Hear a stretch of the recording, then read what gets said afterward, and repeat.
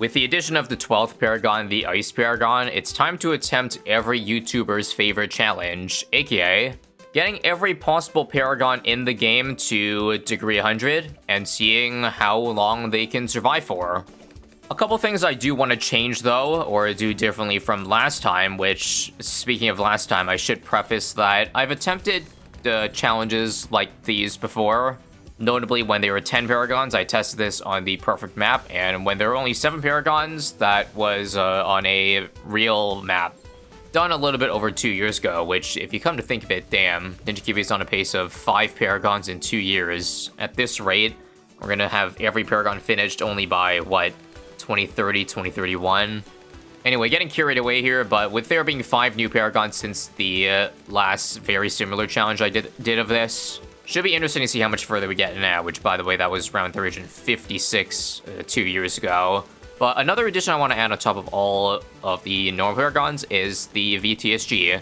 Why? Because I feel like it. Plus, it's good to see how it compares damage-wise to the other Paragons that we have. So we can see if it's, like, actually worth bringing. Plus, Ice Paragon will buff it a lot.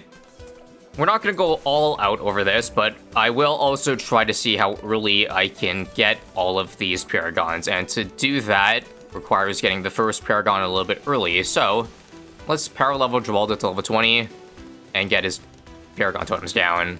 Also, first Paragon I've decided to get is the Engineer. Why? Well, it's easy to get it compared to other Paragons because it can make money, which count towards your degree, so it's a bit more unbounded compared to other non-money-making Paragons, where, well, you're bounded by the pops that come in from the normal rounds. Now, not doing boat, just because I also want to not at the stipulation of allowing other, like, non-quality of life powers. I'd say there's not enough water on this map, so therefore, even with Lower the Abyss, I would need to add a kiddie pool to drop more boats down to get more income, but I feel like I won't allow that for this run personally.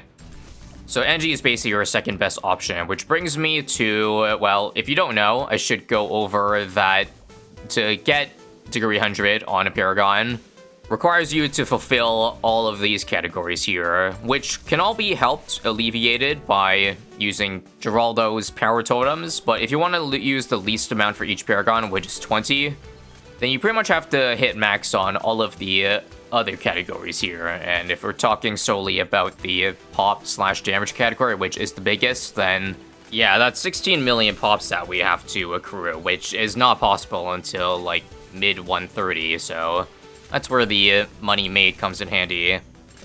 This little UI over here, which is a mod, not in the game, allows us to understand the power that gets into that's calculated for Paragon much easier. Basically, all of these numbers combined have to equal to 200,000, which we're obviously very far off from right now. Most of the power is currently coming from totems, but we can get up to 60,000 in the first category. Money spent, because we can just turn that cash ladder all the way up to 100%. 90,000 for this one, which is quite far away. Only 6%. This one can easily be achieved just by buying a couple more overclocks, and this one is only for co-op. As I said, best case, minimum totems required is 20, but we're gonna need a lot more than that to offset us not only being 6% of the way to the pot requirement here. Oh yeah, also the map we're playing on, 3 mines around, I should mention, or before somebody mentions, this is not the longest map. Wouldn't logs or maybe spot hits be easier? The answer to that is yes, but how could you possibly pass up the most satisfying circle in all of BT6? Like, this map was just made to get an Ice Paragon, smack in the middle, and give all of those balloons those debuffs. You feel me? So even if, say, logs or spot hits is a decent length longer, my choice for picking up this map is simply because it is more satisfying for some Paragons, even if it may not possibly lead to the highest round. Well, no way to truly know unless I do 2 separate runs, but I think having so many overlaps on this map might offset the lack of track length, such that the difference between this and logs is probably not that much, but Anyway, after Paragon Totem number 45, I think we finally have our first degree 100 Paragon. 90,000 power coming from the totems alone, so yeah. Almost half of it to offset the fact that the pops are only at 37,000. I'm actually not at 100, are you kidding me? Well, I guess we can pop a couple balloons in this round, and then hopefully that's enough to make the difference. Please let me just get it this round. You can basically check in real time, so do we have it now?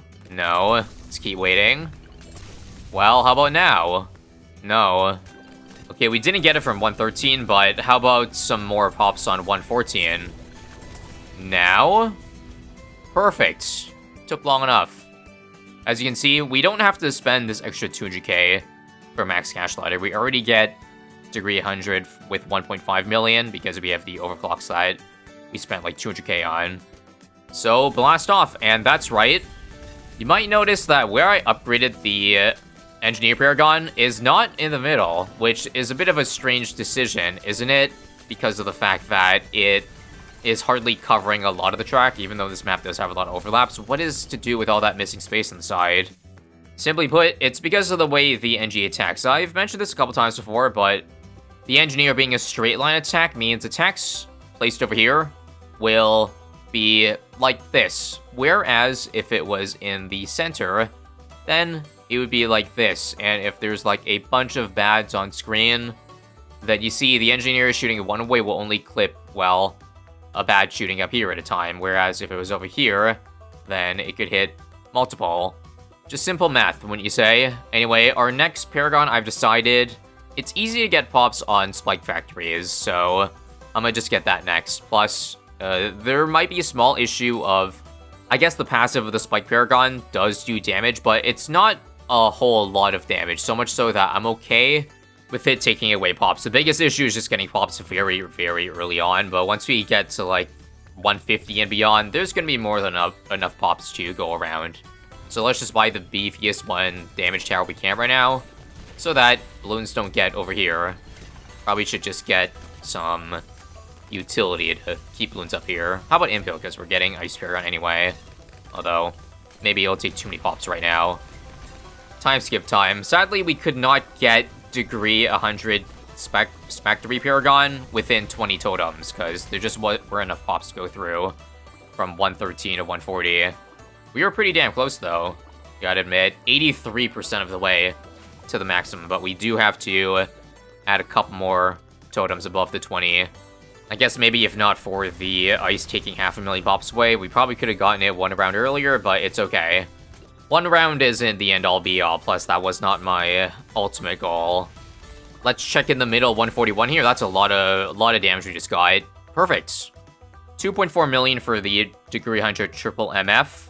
2 of 12. It's gonna be at the bottom and set to, well, set target the exit. We don't really need it doing any damage right now, except for the Carpet Spike. But you see, it's so little damage, like 1,000 every couple of seconds is very bad. Now, I tried to be a little bit slick, and I can actually get my next Paragon 19 rounds from now instead of 20, because I saved an extra Paragon totem to drop last round after buying Spike Factory.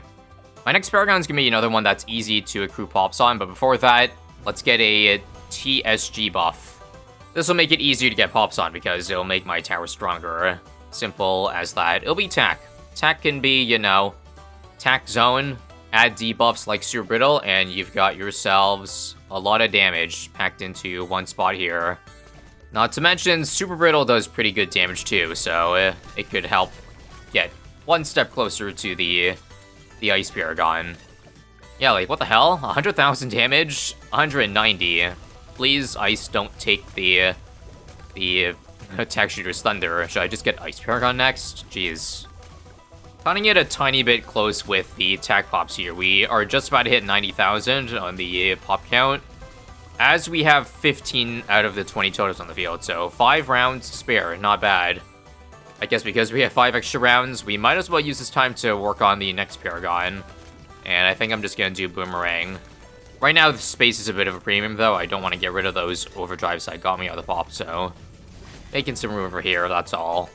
Small correction, I think instead of 19, it's 17 or 18 rounds to get the max tack. Once again, you don't want to place it in the middle. One, because other paragons are better there, and two, the damage is concentrated on top of the Tack, not where putting it in the middle would be, like 40 range away. Therefore, I think this placement's fine. We get a giant chokehold in this curve over here, and the Tack still, I believe, can reach. Oh, no, it doesn't reach, but using the ability will. So, yeah. Don't look too deep in it, because Tack is going to be far from the best paragon for this. And you see, with a little head start, we were able to get 20,000 out of 90k farmed in the Boomerang. Not bad.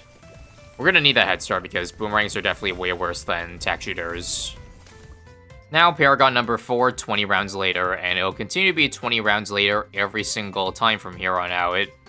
As I said, the pops are so easy to get that I got, like, the pop square for this, like, 13 rounds ago. And yes, it's off-center, but that's okay, because the bad hitbox means this can definitely still attack balloons that are on the bottom left there. We have a lot of options as to where to go next. The Ice Monkey is already halfway through the pops. I have helped it by doing Jerry Fires on them. That gets buffed insanely by the True Sun God, so yeah, the damage goes crazy there. Or we're already halfway towards Bomb, more than halfway towards Wizard. Decent amount on Dart, and decent amount on, yeah, Boat. So we are trying to farm on 5 different towers at the same time, but we're okay with doing that. Let me take back what I said earlier about every 20 rounds, because I forgot that since I can't place 17 boats down, I have to make up for the not 10k in this category by doing 2 extra totems, so this will be 22 rounds. After the conclusion of 200 here, in which I get a 302 Wizard, here's number 22, and we're going to offset this Paragon a little bit to the left. So, of course, we can keep space for the Ice Paragon, which I would do next, but I think before dropping the Ice down, I have to get Sub, because there's a lot of real estate here to be used up. Sub is going to have the same issue, because of the space that this Boat Paragon has taken up. It'll probably also take 21 or 22 totems. So, Sub being a smaller footprint means we got 9,000 power out of this one, so 21 rounds instead. Not the worst thing in the world. And quick update, we did indeed get 90k on multiple towers already, so we are sitting pretty. Nothing much to think about now other than planning the Paragon spots. This Paragon placement is going to be really important because we need to submerge this for the CDR on every Paragon. So every Paragon with an ability, at least strong enough Paragon, should be in range of the sub, because it only grants a CDR in a very tiny radius. Just checking. Oh, okay, submerge it. Spike in range, Tack in range, Engie in range. Perfect. This is the spot. And now we have the center spot perfectly available to move our Impale into Ice Paragon in 20 rounds from now. Here we go, number 7 out of 12. If I want to speed up this process, which I'm not going to lie, is taking an incredibly long time right now, then I think I'm going to jump for a stronger Paragon next. Farming pops on Ninja, so that we can at least reduce the HP on every bad every round. Because as you know, I can't just auto-start and go AFK. I have to kind of be active or around to drop a Paragon Totem every single round. Which is definitely making this process a lot more annoying than it should be. No worries though, just 100 more rounds of this to go. And now 8 out of 12 over here. Bit above the center, but should have enough range again to see everything. Next up, I think it's finally time to get Ace Paragon. I also just realized that maybe I should have put more thought into the Boomer Paragon. It appears that its spinning glaives are a little bit off-center. Just a smidge, but I feel like it's one of those things that will really not make a difference relative to the amount of damage that everything else is doing. So just let you know, I am aware of that now, at least. And now 9 down, 3 to go. Oof, this one's going to do a number on our current cash amount. But Ace is going to be especially good here with Center Path. Now, technically, the circle is a little bit wider than I would like, but I still think it should use its forward-facing darts. At least I hope so. Not gonna lie, it's cutting it awfully close, but if center doesn't work out, then I guess we could always just do Wing Monkey. And now 40 rounds go, with Bomb placed perfectly in the middle, to where its explosions will hit pretty much everything. Definitely made much more for the bomb than the ace, speaking of which I did end up changing out of center path because it did not look like it was doing good damage. For the penultimate upgrade, Wizard Paragon is also going to be to the left of the circle. Same reason being the Metamorphosis is so good, you absolutely want to shoot here and here. And now we're gonna sell and rebuild our TSG/VTSG around the same spot too. And then dart to finish it off. This one only needs 17 rounds because of the extra crossbow master, and so it'll be 339 rounds to get all degree 100s. Not the fastest of all time, but I would say respectable. Now I can truly have an AFK experience. I will turn on auto start, and this is how we're going to roll. Oh, one more thing. Very, very, very minor, but you might have wondered why earlier in the run I never end up removing this mine up here or this mine in the bottom right corner. And that's simply just for better bounces on the Dart Paragon. My hope was ideally the dart being placed there would, if it shoots this way, bounce off of this to do just a tiny bit more damage. Same with this thing over here. Less distance to hit a map border. So, like, 1% more DPS. Again, does not matter, but just letting you know.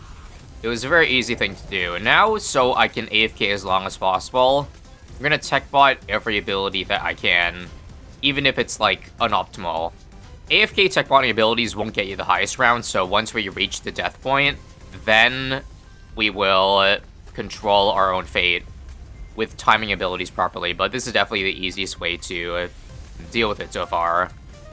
We likely only have under 100 rounds left at this point, which leads me to say that when they start heading even more Paragons, this challenge is going to get tougher and tougher to the point where getting all degree 100s in time will be impossible, because each new Paragon they add can't possibly add 20 extra rounds to a score, unless they add a method of not needing 20 Paragon totems for degree 100s. Anyway, we have now officially tech-botted every single tower except the submarine, because the submarine is better left off, I think, with the CDR, because there's so many monkeys that rely on it. Anyway, I'm gonna go outside now, touch some grass, or I mean snow, and we'll see if I come back to a death screen after several hours. Now, I ended up coming back several hours later, still alive, but I did notice that balloons are getting awfully close to the exit, so that means our end is near. On round 428, it might be time to pull out the micro. Also, I changed my mind about the submarine. It's only 15 seconds of, like, CDR reduced downtime, I think. So I think it's worth using the ability just to get millions of damage off while sacrificing a little bit. Or is it that you still get CDR even it's submerged and it's counting down? I'm not sure exactly. But either way, we got it set to small balloons for visibility, smaller projectiles too. I went AFK again, and that's when 10 rounds later, I came back to a defeat screen, finally. Our juicy stats throughout the run so far: 40 billion damage, 28 million cash generated, 11 billion coming from the boat Paragon. So, time to put the Tri-Hero pants on. The very first thing we are going to untech bot is the Ice Monkey. Because with Ice Paragon, you can only use the ability once per round, but because we have it tech botted, that means every single round, the Ice Paragon used its slowdown ability on bads at the very start of the round, which is the absolute worst time you want it. You want to use it for as many bads as possible, and ideally when every single bad is spawned out. But that was obviously losing us a lot of rounds, as well as not having the Wizard Paragon be fully optimal. So second priority is also making sure the timing on that is good, as well as getting rid of the tech bot on the NG Paragon, and just using Power Glove for timing Metamorphosis, no other towers. Now, a lot of you are probably curious about the pop count of every tower, and so am I. And so what I did was I tracked the amount of pops that every Paragon got while I was AFK, so starting from after I got every Paragon to 438. And here were the results. Each number here is in millions, so of the 11 billion boat got, 8.6 billion were when everything was on a fair playing field. But curious if any of these results surprise you. VTSG is actually the strongest of them all, a max buffed one, because boat is obviously cheesing pops from one-shotting ZMGs and all that. Same with the Ninja taking a percentage off. So the unofficial Paragon actually happens to be the strongest Paragon thus far. I will say these results will absolutely differ once we take control, because Wizard's going to do a lot more when we optimize it. Same with Ace as well, with some Ace Micro. Round 444 is when things got incredibly dicey, so much so that I started doing Ace Micro while Wizard Micro was simple. So after I activated Metamorphosis, keep the Ace on figure 8, and use reverse turning when it's out of the circle. That seemed to be the easiest and most consistent way to have the Ace in the middle at all times. Holy bejesus, you can see in round 445, not even at the end of it, one bad popped incredibly late, and we had a really clutch hook-in from the bow. Not sure if my Bomb Blitz is active, but we pull through. Turns out, though, there's not many rounds we can squeeze out, even with better micro. Okay, back to some live voiceover, because on 447, I actually ended up dying, so this is my second go at it. Hopefully it works better this time. I ended up doing Metamorphosis early, so because the mana bar was full. Once it runs out, though, we'll spawn the Phoenix immediately for DOT, but we're not going to have a lot of time to activate it. Every bat is now officially out, so spawn in the Fimbulwinter. I also stand corrected. Every balloon or every bat did not spawn out yet. I was a bit premature in doing that, but did I miss any bats coming in? It seems like no. Nope, JK, there are more F-bats, or at least there's one more F-bat spawning in that I didn't slow down. That one's gonna be the scariest one, I think. What can I say? These rounds are relentless. We thankfully can actually get a second Metamorphosis off this round. That's big. Let's combo it with a Power Glove. And back to Ace Micro we go. This one round took over 5 minutes, by the way. And even with what I thought was very good execution, you see how far that F-Bat went. And hold up now, 2 F-Bats screeching their way towards exit. Don't tell me this is it. Oh, wow, it is it. Wow, I think the difference between life and death there was literally just, like, mistiming the ice ability, because it didn't get on the final bads. Time for another 5 minutes of fun. Attempt 3, this time the final 3 bats have been slowed down at least once. The final 2 F-bats are screeching around the final bend. But can we pop them in time? And yes, we do. Yeah, that 5 seconds, I believe, of slowing down is huge. They go from the speed of, like, a pink balloon, exaggeration, to, well, the same as any balloon if snowstormed. 448, much easier round. The great thing about not having everything on TechBot 2 is that because the ZMGs take a little while to kill, you can basically ensure you start every round with Power Glove and Metamorphosis up, which is exactly the playbook I'm gonna do. The run ends whenever I feel like I did a perfect execution of the round, but I still end up dying. So far, another easy round, and on our way to the big 450. Oh god, I think it's truly over this round, though. Pretty sure there's been way more bads this round than 447, and that's reflected in how early they're exiting, when there's still 20 on screen. By the way, when the leg slows down that much, that's because balloons are starting to hit the big spike pile. But not to fret, we got an incredibly clutch snowstorm in time. But even despite that earlier scare, we did it. Alright, death on 451. I didn't even get a chance to activate Snowstorm. Yeah, I had no choice this run but to activate Snowstorm early, but I think I caught every single F-Bad. What luck, or rather, a great skill I have for the timing. And wouldn't you know it, we lived to see another round. 452 was by far the closest round so far. I had to use a very early Fimbulwinter because the middle bats, not the back bats, were killing me. But it seems like even with a Fimbulwinter, it's over. Or is it?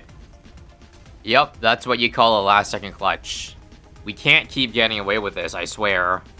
It has to end eventually, and I think 453 is finally going to be the round to take us down. I had to use a very early Fimbulwinter, once again. This time it didn't catch every F-Bat, so it's definitely leaking, even though we got another Metamorphosis off.